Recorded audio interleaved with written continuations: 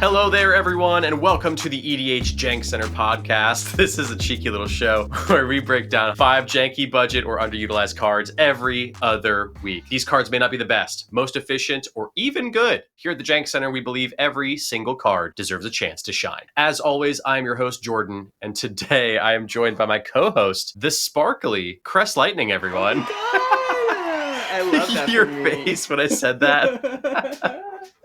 That was hilarious. I love that for me. Their face just lit up with joy when I described them as sparkly. Because you have a sparkly aura to me. That's the way that I kind of perceive you. Like glittery or like big shiny spot? You know, yeah, more like shiny spots. Yeah. You can be glittery. Maybe I'll use that descriptor in another episode. I'll make a similar noise. Sparkly is sort of just like, yeah, you've got a sort of aura that like sparkles. How was your week? How have you been? What's been going on? Good. Bad? Who knows? That's literally my life. So I've been emotionally on a little roller coaster this week, and that's been great. I've had days where I was really sad and crying. I've had days where I've been really manic. I wrote a lot of my high fantasy that I'm working on, and that's pretty cool. I got a new chair for my office, so work has been going really good. So it's been really weird because a lot of good things are happening to me. Yeah. But I've been really emotional, to say the least. Yeah. And I've not been sleeping the best. That'll exasperate it for sure. I know that when I don't get enough sleep, my anxiety goes through the roof and everything just turns into a nightmare. That's what anxiety sounds like. Yeah, Yeah, experiencing anxiety for sort of the first time on like a regular level this last couple of weeks. Okay, so like, whereas before you would get anxious in very like unique circumstances or particular situations, whereas this is just kind of like a blanket sort of feeling. Yeah, I will say that it's brain stuff, so I'm not really sure. It's something I gotta talk to with my therapist about. Sure. But I usually manifest most of my triggers in my life as like more in like depressive states where I sort of dissociate. Yeah. And I've not been having those episodes as of late. I've been having more anxious episodes where I'm feeling, but now I'm heart rate's up, close to panic. I've had like one panic attack in the last month or so. So anyway,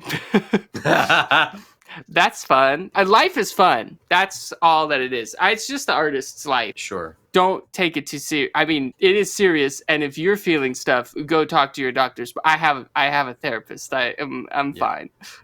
Yeah, you've got the support system around you to help you navigate those ups and downs, because I think it is natural, especially to be an artist, but also to just being an adult in life. In today's day and age. Yes, my goodness. It is so imperative to figure out a way and to create a structure that helps you to navigate the ups and downs, because they will happen. I think that's what a lot of my adult life has been, or young adult life has been so far, is like, I'm in my late 20s now. Same. I feel like just now in the past few days, or not past few days, I've really come into a real good philosophy. Yeah.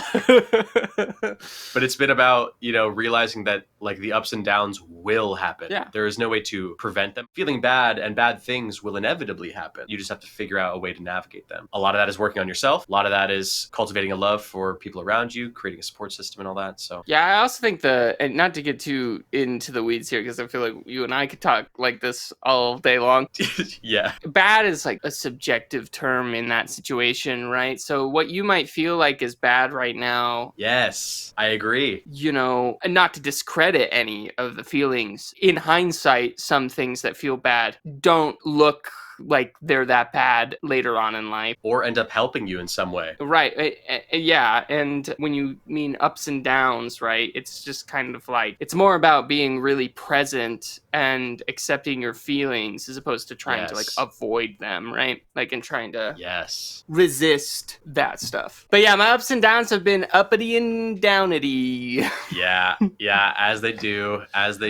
What about you? What are you doing? You're by yourself right now, right? I am all by myself. Yes, that's why my door is open. No. People can't see that, but normally I record with the door closed. But I'm a lone wolf this week. So my partner is currently in Hawaii. Not to put it. I feel like this is gonna be the most downer intro. No, but we're laughing. We're having a good time. People are parasocially connecting to us. Yeah. So my partner, her dad is, this is not funny. Oh my gosh. Her dad is sick. She created a GoFundMe for her dad. Her dad's sick, needs care. And in Hawaii, it is so expensive. Yeah. To do anything. Ended up flying out, started a GoFundMe. The goal was $15,000. That has literally been raised in 5 days. Yeah. It was, I'm getting goosebumps just thinking about it. It's pretty crazy, yeah. Genuinely, something that I get very pessimistic about the world sometimes. Yeah. Like I think we all do it at certain points. My God, that restored my optimism and my faith in humanity. And it spoke to who she is as a person and who her father is to people. Yeah. And how he's touched people's lives and how willing people were to sort of donate to help him out. So that's been really uplifting. So that's really special. Yeah, exactly. It's been honestly a really lovely thing to sort of see this. Obviously, I feel for her father and feel for her because she's going through a lot. She's with her family now. They're hanging out. I've been alone. I've been just because our roommate is also gone. She's in Los Angeles, so it's just all me chilling, me working. Football season started officially last night. And I went over to my parents' house and watched some football, rang in the football season with my dad, and that was a lot of fun. I've been doing a lot of sports betting, which is hell yeah, healthy. I know. Listen, people have opinions. I spend money on gotcha games, so don't. It's fine. Yeah. So it's my little vice. It's my little teeny tiny vice, and I love it so much. And I love thinking about the possibility of winning. Like last night, I was so close to winning $50. So close on a $1 bet. I was so close, and trying to figure that out is so satisfying for my brain. And I 100% got it from my father. Yeah. Because he's like obsessed in the way that I'm obsessed with Magic the Gathering. He is obsessed with like fantasy football and like stats and stuff like that. That tracks. Yeah. 100%. If you know my father at all, it is the thing that he's into. So yeah, it's really just been that, and doing MTG stuff. I'm working. We're back to weekly videos now. We got some exciting projects in the future that we're gearing up for, and yeah, it's just been really exciting. And so yeah, let's get to the list, shall we? So if you're new here, we break down 5 janky budget or underutilized cards on the show. We just talk about them, find homes for them in a commander deck. 4 of them are selected by me. 1 is selected by Cress, and they don't tell me what that is. Why would I? Well, it's your chaos pick of the day. So that's the whole segment. We'll get to that though. We'll get to that. But yeah, let's just go straight in for the first cards. Yeah. Cards. Every time we do that, that's the lead into a great episode. I agree. All right, here we go. First card of the day is Congregate. Yeah, this is a 3 and a white instant. The copy we're looking at here is from Dominaria Remastered, but there have been a ton of printings as far back as I believe Urza's Saga. Holy shit. Yes, this is an oldie. It says it's an instant, and all it says is target player gains 2 life for each creature on the battlefield. It's pretty good. Pretty good. I know we have a separate series on the show called 5 Cards or Die, where we interview a Magic the Gathering personality, ask them their favorite 5 cards, yada, yada, yada. It's a great series. I love it so much. One day, Cress and I will definitely do it. I'd like to. I've got cards and opinions. Yeah, we've got cards. I think this will definitely be in mine. Really? I think so, because wow, this was one of the first cards that sort of sparked that. Holy shit, tokens. Well, I actually had already that's good, but no, I had already felt that way when we were playing 60 card. I had a little Selesnya thing going on with our 60 card builds, but I found this card lying around in my bulk one day. This was like post-pandemic, like 2020. Yeah. Middle of the pandemic, actually. So 2020. This was one of the first cards that sparked that thing in me that changed the way I thought about deck building. Sure. And that spark eventually led me to like this channel. Yeah. Making it, and like that whole philosophy that I've developed about deck building and things like that, and how to view the game in general, started with one of these, because I looked at it and I was like, I feel like none of my friends, no people I know or have watched on the internet run this card, but it's so good. I feel like it could do so much work, and it's so cheap. Like, what's the deal? Why is it not being used? Especially with how many sets it's in. Right. But I guess, maybe it was just a star in more limited formats, and when Commander came around, there's just quote unquote better cards that people just replace this with. That's debatable. Yeah, exactly. Yeah, I mean, obviously it's great for token decks, but I also think it's worth running in just any creature heavy meta. So if if you're at an LGS regularly or you play with a regular friend group and you know that your friends love to play creature heavy decks, Yeah. you don't even have to be running tokens for this to change the state of the game. If there's 20 creatures on board, not hard to do, by the way, in a creature heavy meta with no board wipes yet, you're gaining, what is that? 2 life for each creature, so that's 40 life. That is a huge swing. And like that can buy you, life is a resource, and so it can get you more value, it can buy you more time, lead you eventually to a win. So I just think it's great. And at instant speed, so you can do it fast. I don't think I will. You wait till your turn? Yeah, I'll wait till my turn. Okay. Not on the upkeep of the previous player. Yeah. Or end step, I mean. But I could choose. You could choose. All right. Go tell me who this slots into. Yeah, I'm gonna tell you. And listen, this is Jesus. a funny. It's a funny one. It's one that I actually wanted to talk about in general, but I haven't found a chance to. It's Bilbo Birthday Celebrant. Boring. No, it's not. You shut your mouth. Shut your mouth. It's not boring. What's he do? It's actually quite fun. It's a white, black, green legendary creature halfling rogue. It says if you would gain life, you gain that much life plus 1 instead, which is good. That means if we're getting 40 life off of Congregate, we're going to gain 41. That sucks for me, the player who's not playing this deck. But you can it has an activated ability, and you can pay 2 a white, black, green, and tap and exile Bilbo Birthday Celebrant. Okay. You can search your library for any number of creature cards, put them onto the battlefield, then shuffle.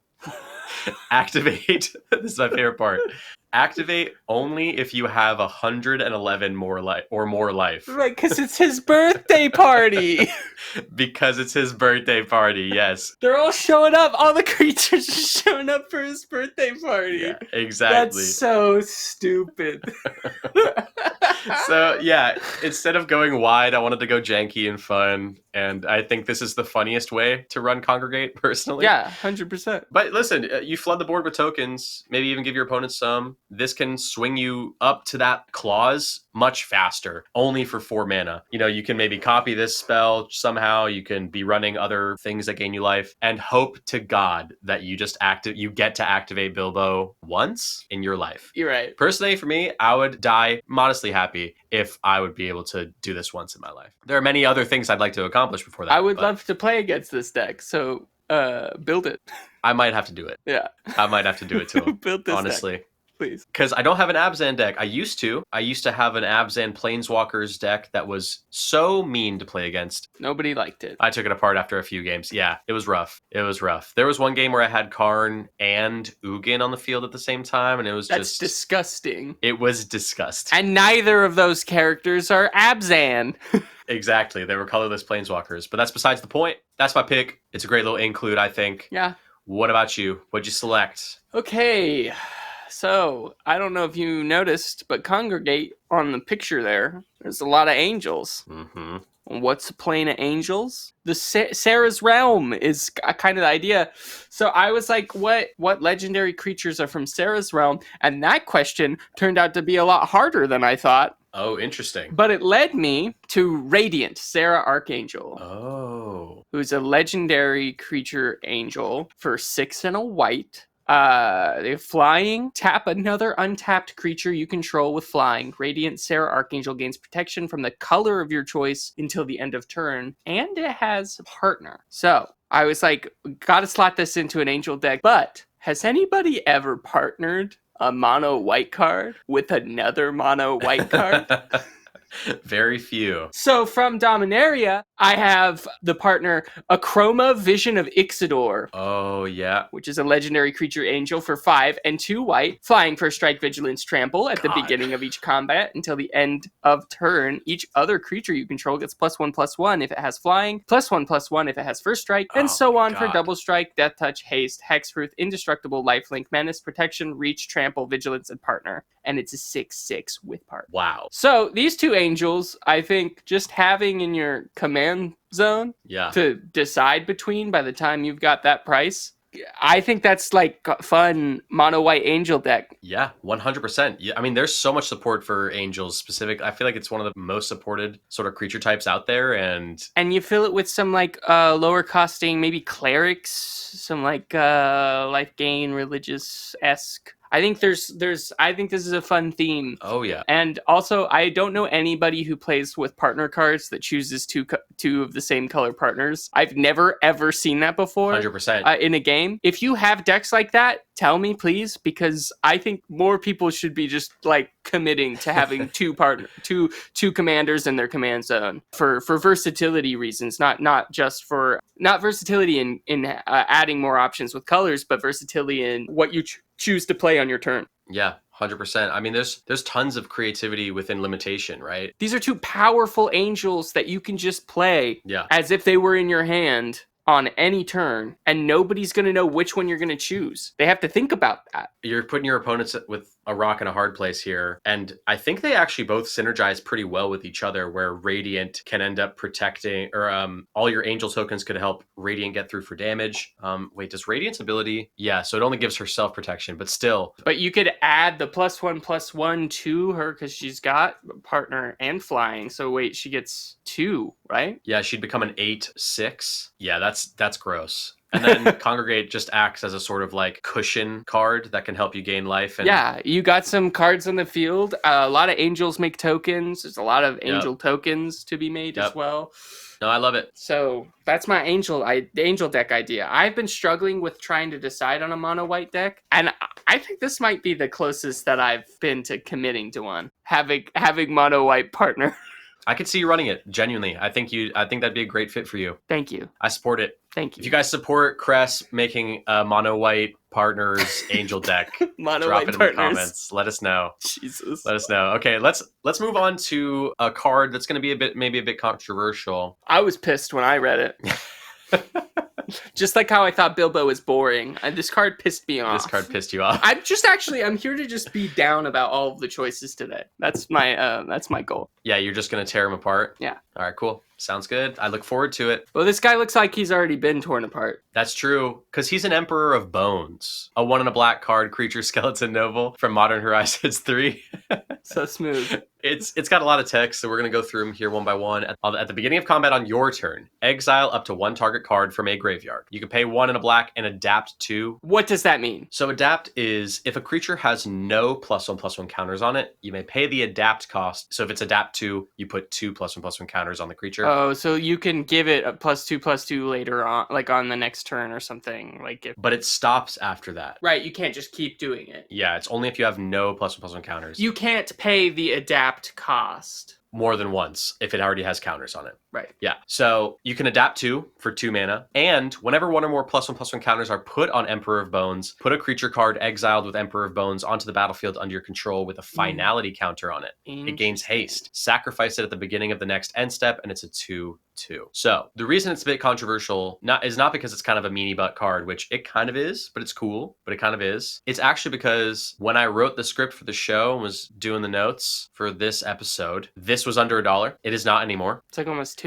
Yeah, it's nearly doubled in price since I created this, and the script was made like literally 5 days ago. It's an engine. Right. I mean, look at it. It's an engine. Comes down for 2 mana, and it immediately starts hating people's graveyards. So if there's something scary in someone's graveyard that you're scared of being recurred, you ice it. And then later, you can adapt and steal it. Get whatever scary ETB it is. Get, maybe some combat damage in with your opponents. It's a very, very good start. Well, you can also mess with your own graveyard, too. So there's synergies with your own graveyards. Yeah. As well. And if you have a way to get creatures in your opponent's yards quickly, this can get very ugly very fast. And if you're running like Proliferate, which I think you should, either that or some way to get the counters off of this card so you can adapt multiple times throughout the game and steal some more stuff. But I think the main thing that I want to talk about here is just being able to take some cool stuff. Mm-hmm. So stealing, theft. I want to talk about theft. Our favorite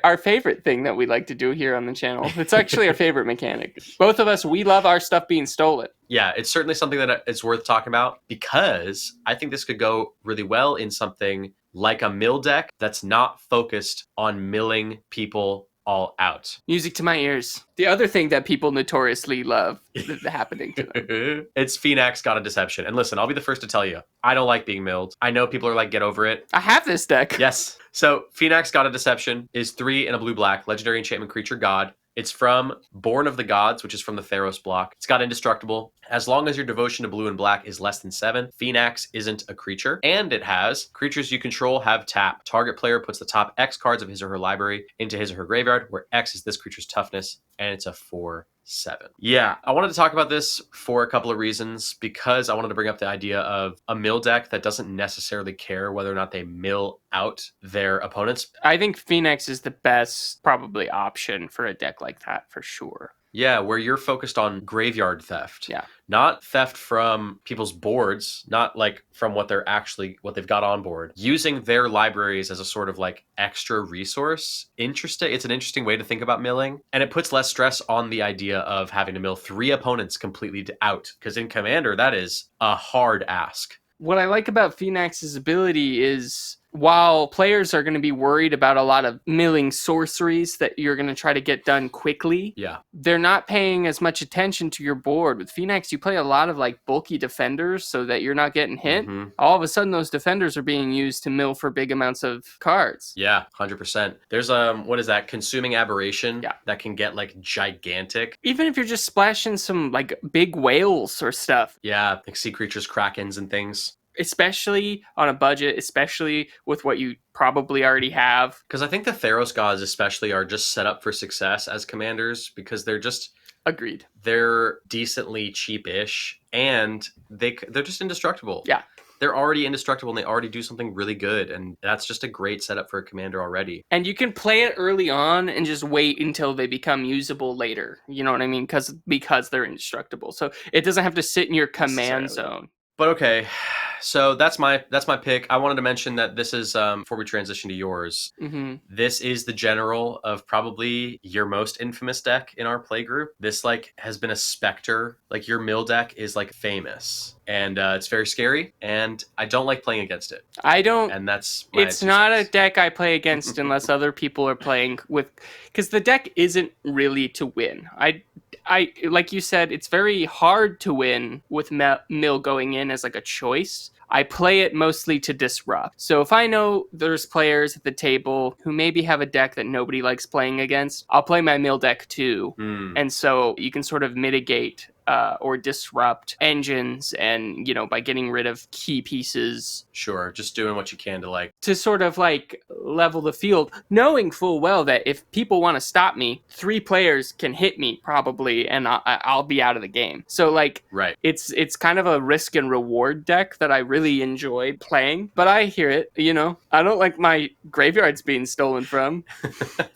That's valid. I don't know that I would run this personally, but I did want to. I just thought the ability was just so cool, and for a 2-drop, it is just nuts. And no wonder it's above $1 now. Yeah, 100%. Because it makes perfect sense. Anyways, what was the pick? What's your commit? What's your home for this card? Yeah, so this is an Emperor of Bones. God. Not for very long, because this commander goes in Tinybones the Pickpocket, legendary creature skeleton rogue for 1 black. Let's go. It's got Death Touch. Whenever Tinybones the Pickpocket deals combat damage to a player, you may cast target non-land permanent card from that player's graveyard, and mana of any type can be spent to cast that spell. That's really good. So that's really good. You want to play with other people's graveyards? This will let you do it. Tinybones wants to steal. Tinybones is such a cute little guy. And make it skeleton tribal. So don't play anything. Ooh. Don't play zombies. No zombies. Only skeletons. We're doing skeletons only to this thing. That's funny. I didn't realize Tinybones is a 1/1. I respect it. Yeah. And I know that it does incentivize you to run a discard strategy, but the other Tinybones is just like fully focused on discard. Yeah. Which I think actually feels worse than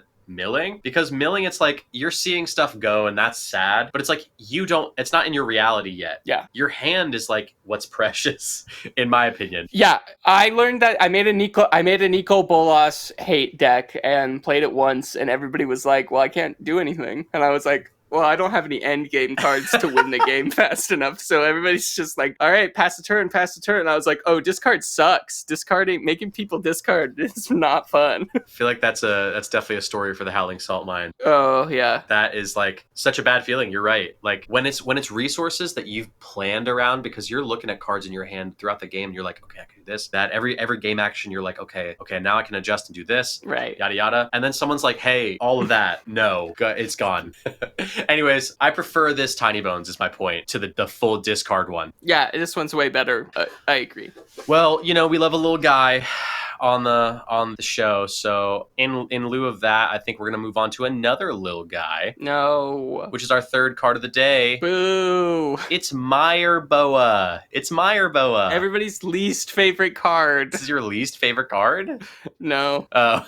I've been lying the whole time. I'm gonna be honest, I completely forgot that you were like, yeah, I'm gonna be mean to every card today. I was like, why are you saying this? Anyways, Boa is a 1 and a green creature snake. The copy we're looking at is from Time Spiral Remastered, but it's originally printed in Planar Chaos. Wow. It has Swamp Walk. So it says this creature can't be blocked as long as defending player controls a swamp. And you can pay 1 green and regenerate it. Regenerate is an old ability. It's not printed really anymore. The next time this creature would be destroyed, instead, tap it, remove it from combat, heal all damage on it. So Boa is a little guy. That's a snake. It's a snake, but it's a little guy. Let me look at him. I think he's cute. I don't think it's a little guy. I mean, it's a boa, so it's probably a big snake. The art just gives it like a big ass head. So I just thought like it was like a little guy with a big ass head, but that's valid because it is a boa, I suppose. And boa constrictors are very long. The little anecdote here for anybody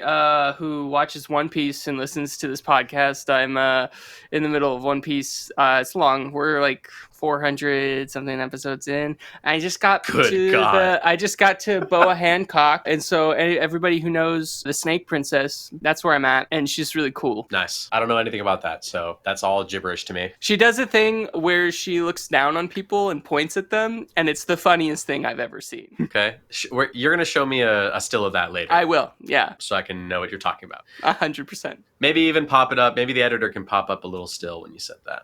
We'll see about that. But that's a great anecdote. And it seems that we cannot avoid talking about little guys on this show. I'm here for it because we love to see it. This has a couple abilities that I think are just never coming back, which I think makes it pretty interesting. I don't think I know of any land walk abilities that have been printed aside from non-basic land walk. They haven't really been printing things with like forest walk, island walk, swamp walk a lot. Yeah. So this is kind of like a little piece of Magic's past. Right. And it's essentially unblockable. In a 4-person game, the chances are decently likely. Pretty high that people are going to be playing with black. There's some sort of swamp somewhere, probably. Some people don't play with basics, though, so... That is true. I mean... That is true, or they have very little basics in their deck. But I think what we're appealing to, the people we're appealing to here on the show, I think would run a lot of basics, or their play groups would. I agree. In general. So I think it's safe, but I want to play off that pseudo unblockable by running it in Otrimi Ever Playful. So this is a relatively new commander printed in the Ikoria commander decks. It's 3 and Sultai, so black, green, blue. It's a legendary creature, Nightmare Beast. It has a mutate cost for 1 Sultai. If you cast a spell for its mutate cost, put it over or under target non-human creature you own. They mutate into the creature on top, plus all abilities from under it. And Otrimi has Trample. Whenever this creature deals combat damage to a player, return target creature with mutate from your graveyard to your hand, and it's a 6/6. So the idea here is this would be, stick with me, an all land walk deck Sultai. So yeah, hey, I had a similar idea. Hell yeah. So all the creatures would either have Island Walk, Swamp Walk, or Forest Walk. We could run cards that buff our creatures up, give them some protection, and just get hella aggro with it. We would run cards like Yavimaya and Urborg so that there could be times where we turn all lands into a certain type, making our creatures with those landwalk abilities unblockable to all of our opponents. And Otrimi is cool because mutating it on top of our Boa, we can give it Swamp Walk and Regenerate. So it's a 6/6 with Trample, Swamp Walk, and a Regenerate ability stapled right on. Mm-hmm. That is just a great little Voltron thing going on there. Also, I'm pretty sure Otrimi lives in a swamp, according to the art. So it's all accurate. It all fits. And quick shout out to our friend Blaze. Yeah, Blaze. Runs or ran. I don't know if he still has this deck. But yeah, so I think that would just be a great little build, and it really excites me. And that's that. What's your home for this card, friend? So I had a similar idea, but instead of making it exclusively land walk, I think you would put a lot of land walk, like swamp walk. I didn't pick 3 colors. I picked 2 colors. Okay. But I think I want to have like a sub theme of menace and death touch in there. Oh, that's fun. So there's lots of various way, and everybody be sort of like Meyer Boa, sort of lower costing, lower powered, sneaky. It's like a sneaky deck is the energy I'm going for. And so my commander pick is Honest Rutstein. Honest Rutstein. Legendary creature, human warlock for 1 a black and a green. When Honest Rutstein enters the battlefield, return target creature card from your graveyard to your hand. Creature spells you cast cost 1 colorless less to cast. Oh, so you're making them all 1? Yeah. Yeah, that's cool. So you're lowering the cost of all your little guys who get a sneak in hits, and lots of sneaky ways, lots of menace, lots of death touch, and then swamp walk, forest walk. Yeah, you could run like all those cool equipment too that do like really crazy things on combat damage. Right, like the one that like poisons the player.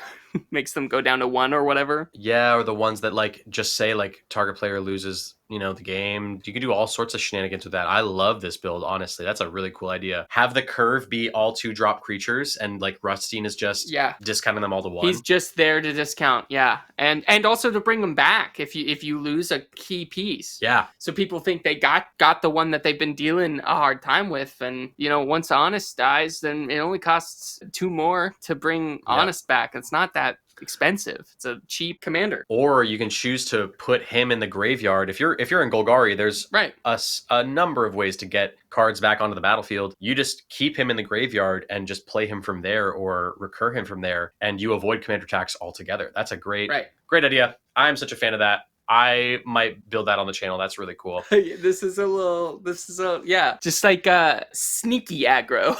Yeah, sneaky. Yeah, just like tiptoeing around, poking people for 1 or 2 damage, but it eventually gets really dangerous. And racks up, Hey, speaking of dangerous, you know what's dangerous? Nope. Loan sharks. People who take advantage of you. Better watch your wallets or your treasure tokens. But you better not watch your wallets when you're talking about this card, because this is a very cheap loan shark, because it's a common from Outlaws of Thunder Junction. It's a creature shark rogue. What a transition. Yeah, I'm not going to say anything bad about him. I like his shirt a lot. Yeah, the shirt's that's actually really cool. It looks almost double-breasted. Anyways, when loan shark enters the battlefield, if you've cast 2 or more spells this turn, draw a card. It has a plot ability, so you can plot it for 3 and a blue. You may pay 3 and a blue and exile this card from your hand. Cast it as a sorcery on a later turn without paying its mana cost. Plot only as a sorcery, and it's a 3/4. Okay, but you see on the card art, you see the person in red who's giving sort of like a pouty lips while they're giving their coin. That's me. I'm that person. And the shark's coming. I'm like, oh no, please don't take any more coins than this. That's me. I would be losing my absolute mind if a giant shark in a little suit was like, hey, can I have some cash? Is that what that's how loan sharks are? Hey. They're like, I just need some cash, man. Hey, yeah. Although I guess he's giving you cash. Yeah. I suppose that's the flavor, is he's loaning you money for probably a very predatory interest rate, because he's a shark and those are predators. Yeah, I assume he's taking his interest right here in this picture. Yeah, here's the thing. We're actually so on track with what I want to talk about with this card, because I don't necessarily plotting is cool, okay, but I want to talk about the name and the flavor. Oh my god, a crest pick. Yeah, basically. Because I think the name is so funny, and Magic is a place where anything can happen. Yeah, these kinds of extrapolations of real world names, idioms, stories, etc. can exist, which I love that. And I think Magic gets away with a lot of that because they've established a world where there's a multiverse and you can just essentially do whatever you want. We see a lot of this with the recent sets. This past year has been a real source of that, with people have been calling this if this was a block. Yeah. The Hollywood set, the Hollywood block. We had a murder mystery. Yeah. We had a Western. We had a kids movie. We had a little kids movie and a stuffed animal, cutie animals, and then a horror, 80s horror. And also Assassin's Creed. and also Assassin's Creed, and also Modern Horizons 3, but Some people would say Assassin's Creed is the Hollywood of gaming. it features a lot of referential stuff. So anyways, I wanted to actually ask you, Yeah. before we get to my commander pick, how far do you think game designers can go with camp before it gets too much? Or is there even a limit, do you think? I don't think there's a limit. I think that's a stupid critique. When Yeah. I hear that all the time about Marvel stuff, and I'm like, it's never ever been any different. It's just that time has changed and what is appealing. You know, the camp is not the same. If it's not with the times, people are going to feel it. Sure. But I don't think that too much camp or not enough camp. I personally don't like the choice to, because people are campy in real life. Yeah. I think maybe if your whole world is camp, lean into it. And if just a couple characters are camp, have those characters be camp, you know? But the rest of the scenario can be very serious. I like a good comic relief character in Shakespeare and, you know, all stories, really. Yeah. That's a good take. So no. Yeah. What do you mean by that? Like, does it bother you? Because some people it does. I mean, one thing that we talk about that I know you and your partner disagree with me and my partner on is we really liked Rings of Power. We really liked it.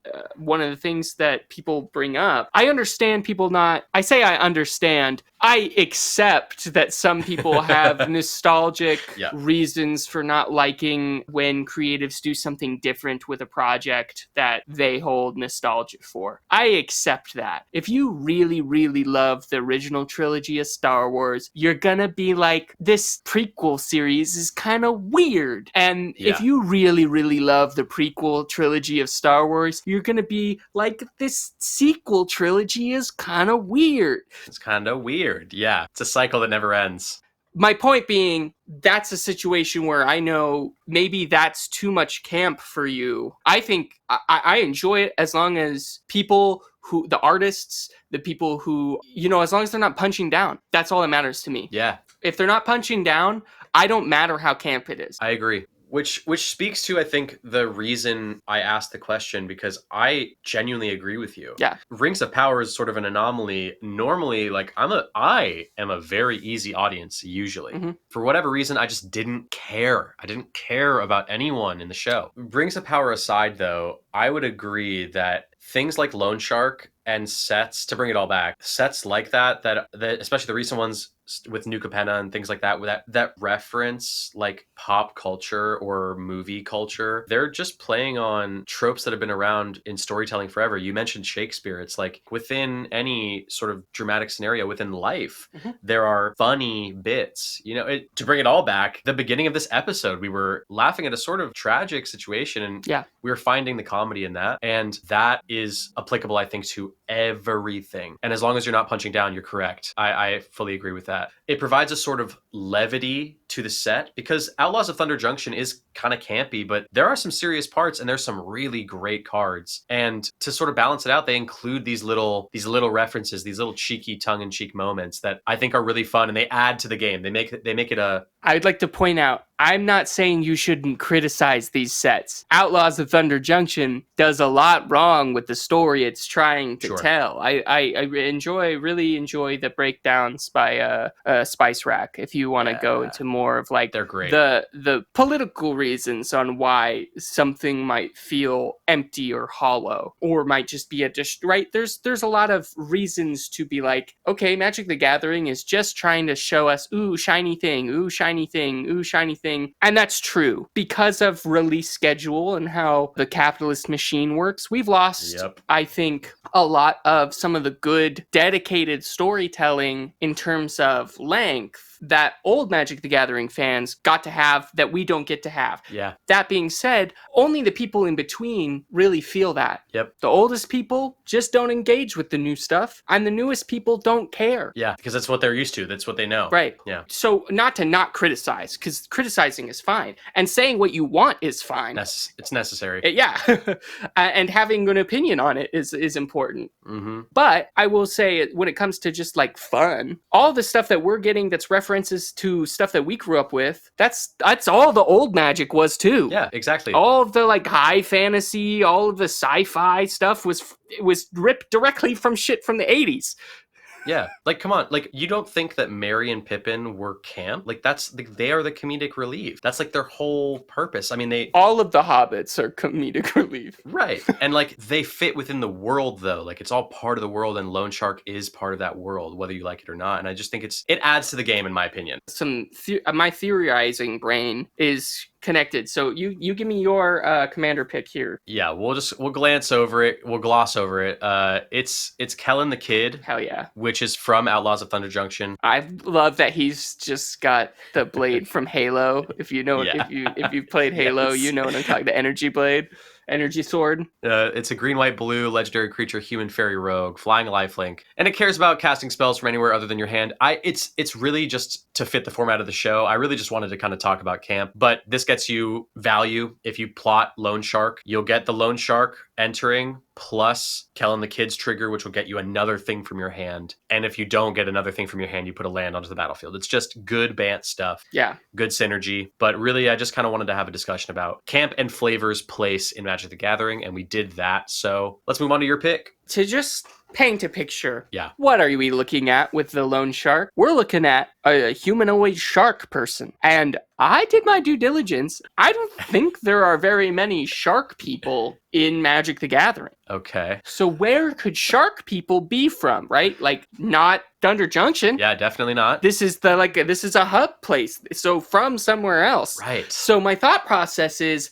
this feels very Ravnica to me. Yeah. I don't know how, but in that like biological blending of the Simic. Oh, Simic. That's the energy I get from somebody who maybe ran away from Ravnica or whatever and is free to be who they are out in Thunder Junction. Uh-huh. That's kind of energy I get here. And so I was like, okay, so how do we find a Simic shark? Are there any shark legendary creatures? So Shabraz is the only shark legendary creature, by the way. And that doesn't fit because that's like a flying something. Uh-huh. So then I started looking into Simic stuff. You know what I think is a missed opportunity? What? Why isn't Shark to Crab a legendary creature? Oh, you tell me. Shark to Crab is not a legendary creature, but it's awesome. And so I was thinking, I want a deck with all these cool sharks in it, and maybe because in the spirit of Shark to Crab, I put a bunch of octopus and crabs in it as well. And so my commander pick is a Simic commander, and that's Prime Speaker Zagana. Yeah. Legendary creature, Merfolk Wizard for 2 green, and 2 blue. Prime Speaker Zagana enters the battlefield with X +1/+1 counters on it, where X is the greatest power among other creatures you control. When Prime Speaker Zagana enters this battlefield, draw cards equal to its power. So that's busted. Ooh, that's cool.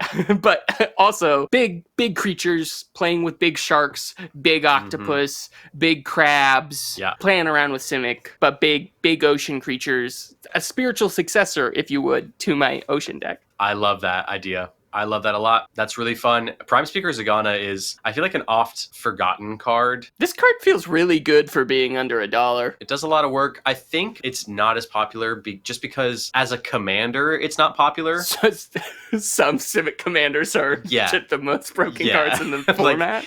This was like, this is like small potatoes, you know, like. But I like small potatoes. That's why I picked Honest Rutstein before. That's an uncommon card. It almost functions as like, and same with Honest Rutstein, what you've been doing here is having your commander function as one card of your, it's like just another part of your deck. Yeah. As opposed to the main focal point, wherein you could probably play your deck mostly and then late game cast Prime Speaker as like a ultimate value sort of spell. Yeah. Drawing you a ton of cards and, you know, whatever. I would say that's how I play most of my games. Yeah. It's a viable strategy to build around. I tend to not play my commanders all the time, right? Because commanders get removed.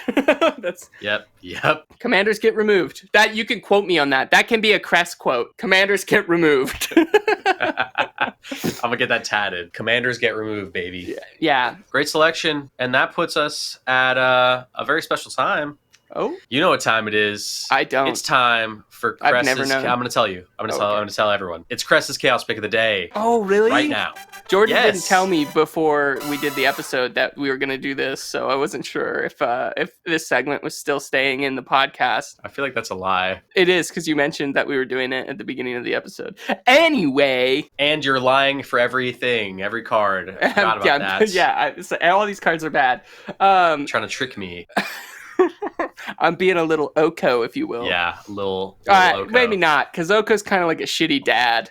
Yeah, maybe more Tybalt. Tybalt? Yeah, Tybalt's a better fit. But let's go for the chaos pick of the day. What have you got for us? Yeah, it's Refreshing Rain. That's an instant card from Nemesis for 3 and a green. If an opponent controls a swamp and you control a forest, you may play Refreshing Rain without paying its mana cost. Target player gains 6 life. Wow. Well, that's a janky boy. That's a janky boy. It's never been reprinted, and it's still only 15 cents. Yeah, that's how you know. Listen, my heart goes out for these cards because there was a time where these probably reigned supreme on the playgrounds. You're just slamming down this thing. You're gaining 6 life. I'm thinking first thought is the deck that I mentioned literally 2 slots ago, Otrimi. Yep. Where you want your opponents to be controlling a certain kind of land. Yep. This goes perfect in there. Yeah, you're getting 6 life. Okay. It's going in my Rutstein deck. But it's a janky build, okay? It's a janky, fun build, and that's the excuse to run these cards. I just love the feeling of casting something like this and your opponent's being like, what? Like, what does that do? Yeah, Why? 100%. And I picked a Commandy for this. Commander. Oh, interesting. And I just wanted to highlight the Commander as well, because the Commander's hot. Commander's hot. Anyway, so Refreshing Rain, I'm going to paint another picture here. If you're looking at the artwork of the card, it's just like, nice rain. But I think it's important that this came out during Nemesis, which is during, the big the first Phyrexian invasion arc of Dominaria. Okay. If an opponent controls a swamp and you control a forest, opponents controlling a swamp being the Phyrexians. Yeah, sure. Is sort of the flavor here. And you controlling a forest, the reason for that is one of the big forces against the Phyrexian invasion at the time was Aladamri, the Lord of Leaves. And this card is Aladamri Corvectol. I don't know what that word means. I do not either. That's a new card. Yeah, from Modern Horizons 3. But Aladamri is not new in lore. Right. Aladamri is really important. His daughter is like turned into a Phyrexian princess type thing. Okay. It's super interesting. Yeah, and he's one of the big like army forces. So it's crazy that this is the only version of him that we have yet. Yeah, right. Aladamri Corvectol, legendary creature, elf warrior for 1 and 2 green. It has, you may look at the top card of your library at any time. You may cast creature spells from the top of your library. Pretty good. Pay a green and tap. Tap 2 untapped creatures you control. Reveal a card from your hand or the top card of your library. If you reveal a creature card this way, put it onto the battlefield. Activate only your turn, and it's a 3/3. That's really good. This is a cool card. This is really cool. I'd love to do a build, I think a mono green deck, not just elves, but like fighting the Phyrexian invasion sub-theme seems really fun for me to play with old vintage cards that might be cheaper, like Refreshing Rain. That is really cool. And some modern cards from, Dominaria United and things like that. Some great flavor, even with, like quote unquote dumbing down the deck with like just vintage cards or like just, old cheap cards. Getting free creatures out on the battlefield is just pretty good. So good. It's just constantly good. No, I love this. It's great pick. And I love special shout out to Zoltan Boros here for the artwork on Aladamri Corvectol. Yeah, really cool stuff. And he always does great work. Yeah. And that's pretty cute. And you know what else is pretty cute? Nope. We got to talk about our poll. Oh, that is cute. The poll results. So every single episode. Oh man, we made him mad with this one, man. We made it so mad. It's a funny one. I will say this was my suggestion, and I didn't expect this audience to be so upset by the prospect of us changing key parts of the game. This is a Jank channel. Let's tell them the question. We'll get into the juicy details. We asked our people in the Discord, every episode, we ask them a question, we poll them, we talk about the results on the episode. This week's question was a controversial one. We asked them, and actually, since it was Cress's idea, I'll let them talk about it, recite it. We asked if there was a new color added to the color pie to shake up the game, what color would you want? And people were mad, man. We still got some good amount amount of votes, but people were like, nuh-uh, that couldn't happen. That would break the foundations of the game. Yeah, we know. That's why we said it would shake up. It's just a little cheeky hypothetical. People care about the game. And that's so valid. People care about the balance of the game so that it's not, they care about their formats. We were just hypothetically asking. We want to clarify that, we're just being like, hey, if it was there, what color would you want? Snow mana exists. And so this could be something. Yeah. We could have a new color that's not permanent. It doesn't, we said add to the color wheel, and maybe that's what people were the most with that rhetoric. True. We asked yellow mana, purple mana, pink mana, orange mana, brown mana, rainbow mana, gold mana, and silver mana. And by a landslide, purple mana won. And I think there's a reason for that, because there's like MTG lore of purple mana being in the works at one point. But I think it was April Fool's. I'm not sure. Yeah. Oh, so I learned some pretty interesting things off of this post. One of our Discord members and sent in the Discord some screenshots of these fake like purple magic cards, like with mana costs and text and everything, right, that were printed in some kind of magazine as I think maybe an April Fool's thing or something. Yeah. Just generally as like as a joke, quote unquote. But that was, I think, something early on in their development phase. They considered adding a sixth color, right, or something, and they settled on 5? It's been really fascinating. Yeah. So 54% of our audience voted for purple mana, and that's with all. I wonder if that's because they know. Yeah, I think so. I think it's like a little flex of like Magic history, but also it's a cool concept. Like the idea of maybe, and even now in the concept of the Omen paths, like having the portal mana is. The portals were the land cards for purple mana. So having portals, the actual Omen paths themselves have some sort of mana flux that you can use for special things, right? So I think it's pretty dope. The next highest, all tied, which was yellow mana, brown mana, and rainbow mana. Do you have any, at 10% each, do you have any ideas on what any of those could be? I know some people said some could slot in, like yellow or gold are essentially what treasures are, or rainbow is what treasures are, because they they can be any color mana, so like Wooburg, and yellow and gold, maybe something like energy, just sort of being the new face of mechanics we already have, or a reface of mechanics we already have. What are your thoughts? I think, I voted for rainbow because I think that could be a fun way to do 5-color creatures. The opposite of, right, like you can't cast, it wouldn't be in like a creature cast, so like you couldn't have like a rainbow commander. You could have a rainbow commander, right? But you could use rainbow mana essentially to. But I would be curious, just as a curious mind, because the game is so centered around 5 distinct colors and their combinations. I would be curious to see what any of these colors would manifest as in terms of design and stuff like that. In an unset or something, where like we're just playing around with the concept. Yeah, I would be curious. 100%. Like I think that's with an already infinite world of possibilities.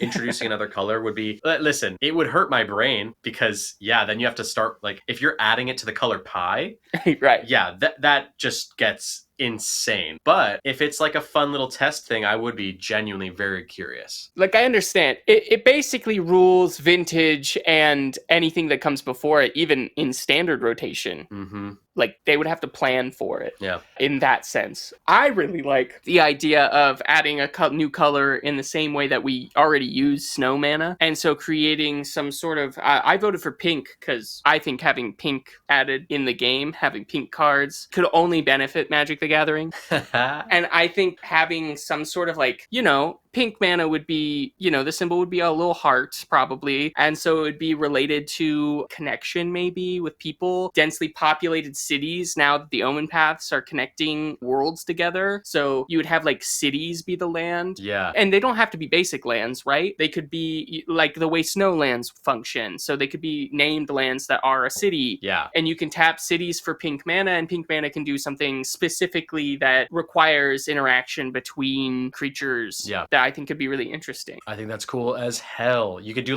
maybe group hug strategies centered around that, or that color focuses on benefiting you and your opponents. Or I mentioned earlier when we were chatting before the show, Soul Bond could be a fun mechanic to explore with connecting. Yeah. Between Mutate too could involve that as well. I think there's just some avenues that have a lot of validity It would be fun. It's fun to think about. If you have an idea for how, and any colors Jordan omitted were cyan and magenta, which I had asked, and Jordan was like, those are not important colors. All of my tech nerds, tell Jordan how important cyan and magenta are. They don't need to because you told me before the show. I didn't okay, here's the thing. In the Discord, I'm using emojis to count the votes, right? So I assign an emoji to the choice and people click on that emoji and, whatever, respond to the post with it.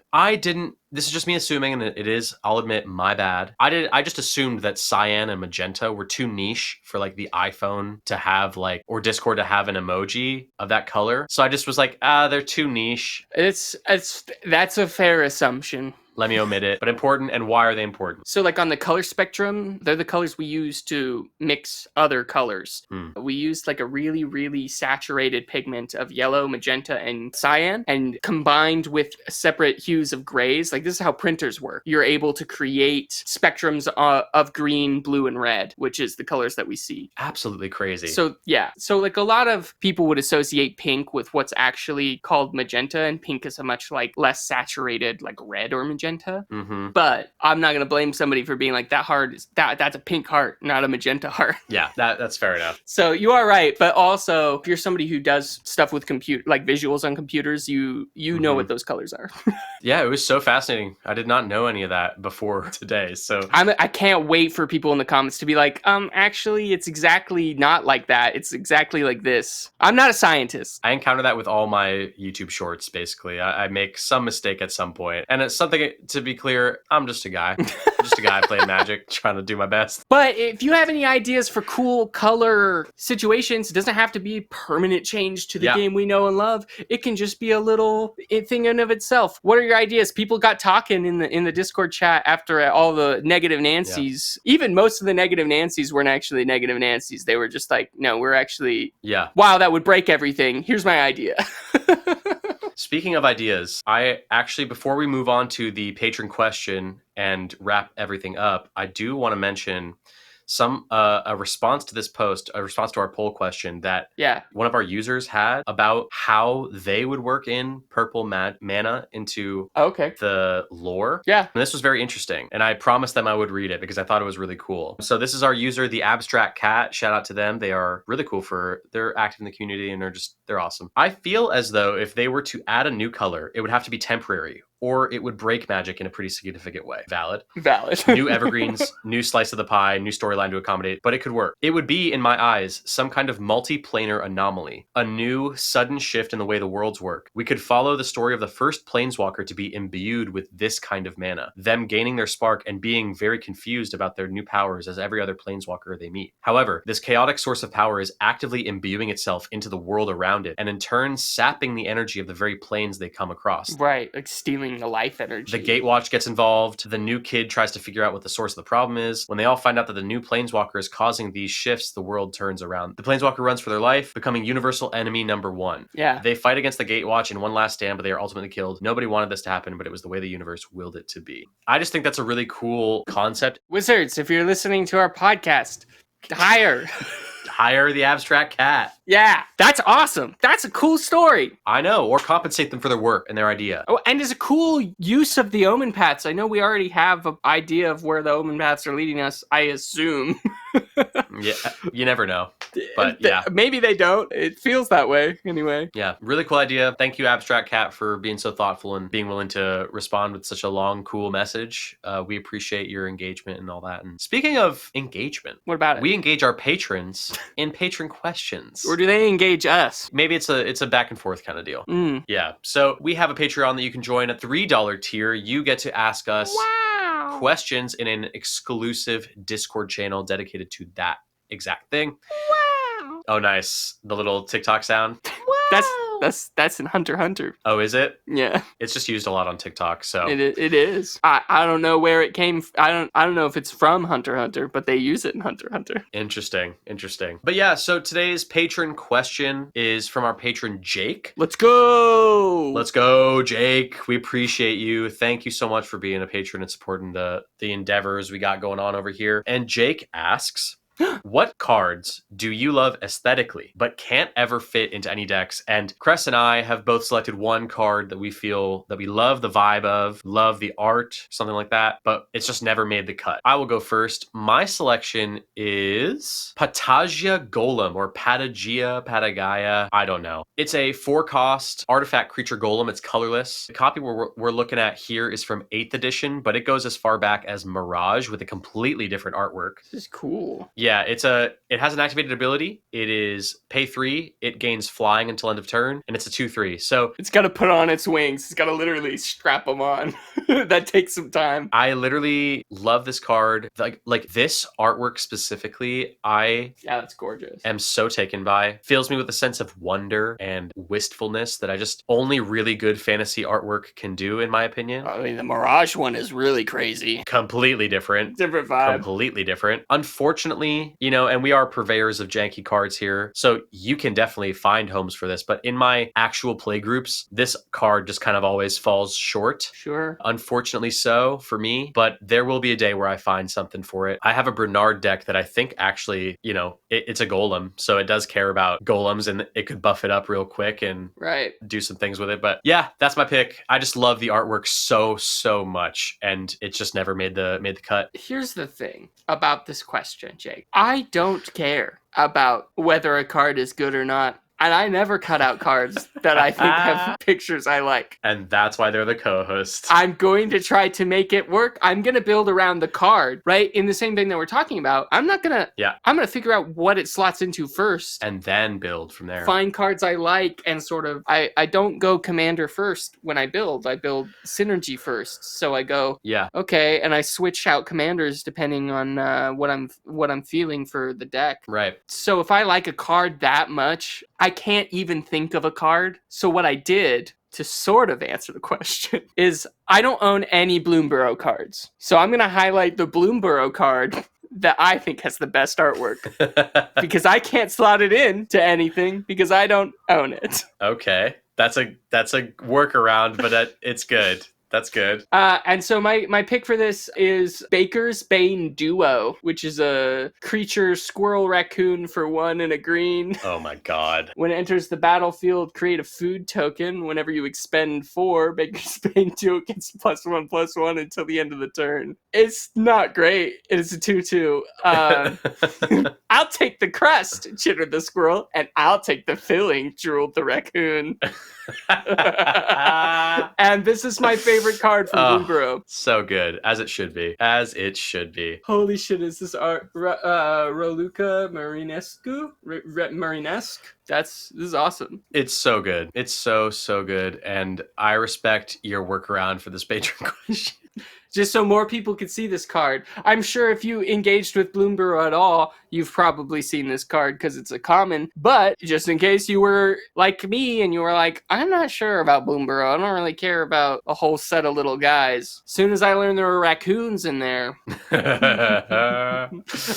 And boy, do the raccoons do work, by the way, before we wrap up the show. Yeah. The Bellow Bard of the Brambles precon, I played it the other week. That thing is insane. And then in our patron game nights, which you can join at the $5 tier of our Patreon, by the way. Wow. In our patron game night, I think in August, our patron Emerald, he played an upgraded Bellow deck that was absolutely disgusting. It was unbelievably cool. But it was awesome. It was sick. Like, we got stomped, but it was dope. Really, really cool. That was a fun game. Anyways, raccoons are cool, and so are you, and so is the show. Now it's time to plug. That kind of brings us to the end. We got to plug the shit. Yeah, man. So, hey, listen, if you'd like to get extra entries in our monthly Discord giveaways, win prizes in our monthly deck building contests, and play spell table games with me and Cress every single month, you can check out our Patreon in the description below. We've got lots of awesome ways to support, and we are always looking at and adding new things to the tier levels, so it's a great place to be. If you really want to be milled, I'll play it. I'll play that deck. All you have to do is ask. Exactly.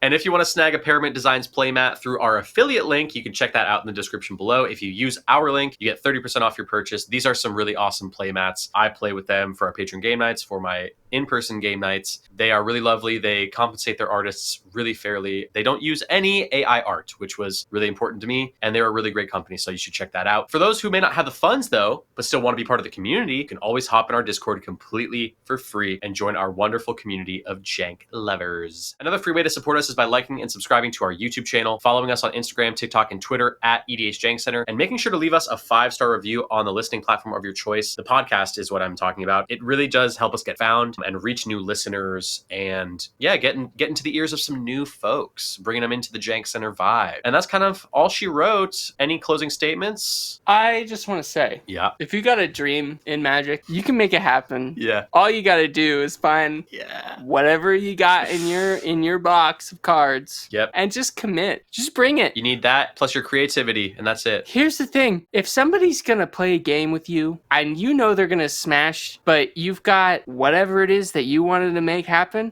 maybe they'll wait a turn because they'll be like, why are you playing this? And then you have the upper hand all of a sudden. Yeah, and then you sneak in unassuming and kill them. Just commit. Commit to your weird little... Commit to the bits. Shark to Crab deck.